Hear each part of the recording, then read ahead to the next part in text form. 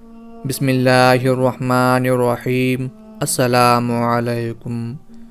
حضور نبی کریم صلی اللہ علیہ وآلہ وسلم کا حسن و جمال ایسا بے مثال تھا کہ جو دیکھتا دیکھتا ہی رہ جاتا۔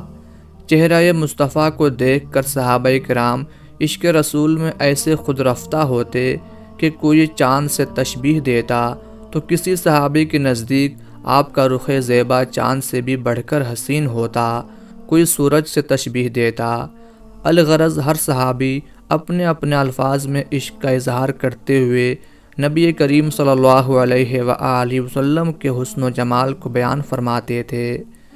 حضرت عائشہ صدیقہ رضی اللہ تعالی عنہ بیان کرتی ہیں، میں چرخہ کاٹ رہی تھی اور رسول اللہ صلی اللہ علیہ وآلہ وسلم میرے سامنے بیٹھے اپنے جوتے کو پیوند لگا رہے تھے۔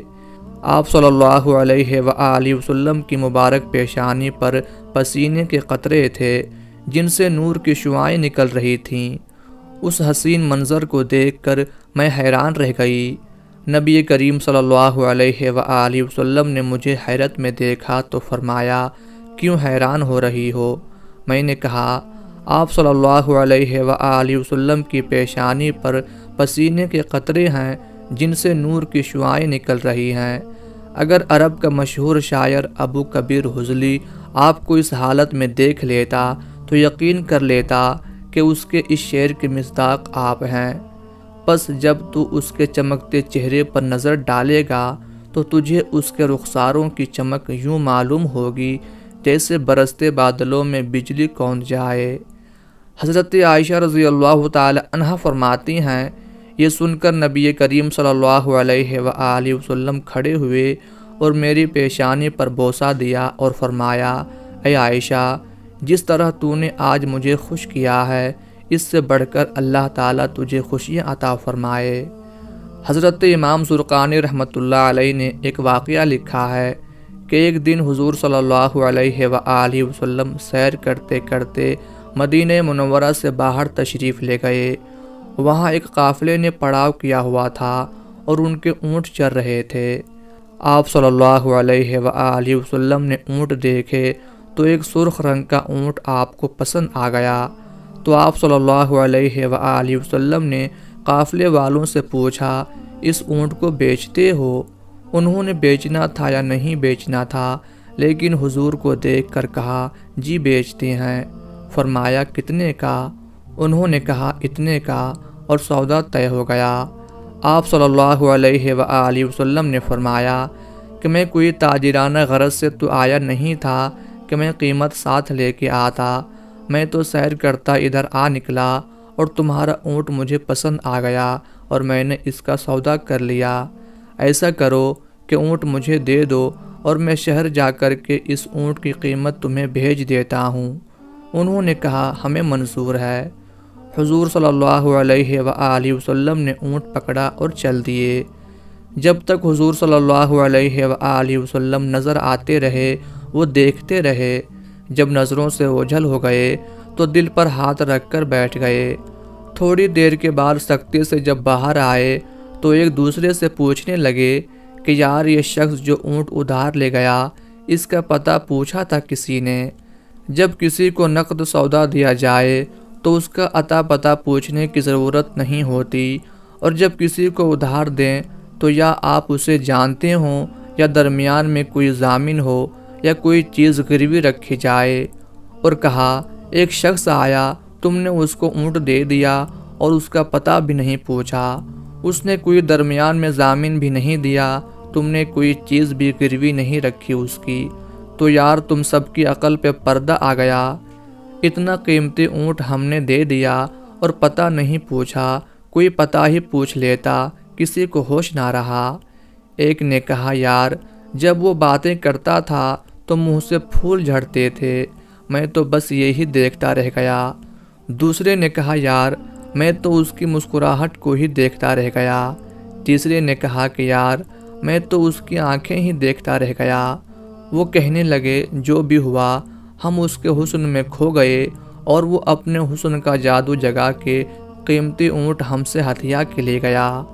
امام زرقانی رحمۃ اللہ علیہ لکھتے ہیں، کہ جب انہوں نے یہ کہا کہ قیمتی اونٹ ہتھیا کے لے گیا تو اب تک خاموش بیٹھی خیمے کے پردے کی اوٹ میں قافلے کے سردار کی بیوی نے خیمے کا پردہ سرکایا اور ان سے مخاطب ہو کر بولی، خبردار اس کے خلاف کوئی بات کی تو اگر وہ قیمت نہ دینے آیا تو مجھ سے لے لینا، میں اس کی ضامنہ ہوں۔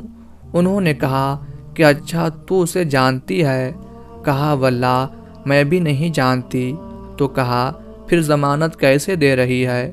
کہا جب تم سودا کر رہے تھے تو خیمے کی اوٹ سے میں نے اس کا چہرہ دیکھا تھا، اور جس کا چہرہ اتنا پیارا ہو وہ جھوٹ بول ہی نہیں سکتا۔ ابھی یہ باتیں ہو رہی تھیں کہ اتنے میں حضور صلی اللہ علیہ وآلہ وسلم کے غلام آ گئے۔ کہا کون ہیں وہ لوگ جن سے ہمارے آقا نے اونٹ خریدا تھا؟ انہوں نے کہا جی ہم لوگ ہیں۔ کہا یہ حضور نے کھجوریں تمہاری ضیافت کے لیے بھیجی ہیں اور یہ تمہاری قیمت ہے۔ انہوں نے کہا قیمت بعد میں دینا، ہم تو خود بک گئے ہیں، ہمیں پہلے یہ بتاؤ کہ وہ رہتے کہاں ہیں؟ تو کہا وہ سامنے جو کھجوروں کے جھنڈ ہیں یہی ڈیرے ہیں ہمارے آقا کے۔ وہ عورت پکار اٹھی کہ دیکھا یہ شخص جتنا صورت کا حسین تھا سیرت کا بھی اتنا ہی حسین نکلا۔ امام زرقانی رحمۃ اللہ علیہ لکھتے ہیں کہ اس قبیلے کا نام وفد طارق تھا۔ وہ سارے کا سارا وفد طارق اٹھا اور حضور صلی اللہ علیہ وآلہ وسلم کی خدمت میں حاضر ہوا اور حضور کے ہاتھوں میں ہاتھ دے کر مسلمان ہو گیا۔ حضرت ام معبد خزاعیہ رضی اللہ تعالی عنہا ایک بدوی خاتون تھیں جنہوں نے صحرا میں خیمہ لگا رکھا تھا۔ ان کے شوہر حضرت ابو معبد رضی اللہ تعالی عنہ بھی وہیں تھے۔ چند اونٹ اور بکریاں ان کا کل سرمایہ تھا اور بکریوں کا دودھ ان کی گزر بسر کا اصل ذریعہ تھا۔ سرور کائنات صلی اللہ علیہ وآلہ وسلم ہجرت کے موقع پر ان کے خیمے کے آگے سے گزرے تو چند لمحے وہاں بھی قیام فرمایا۔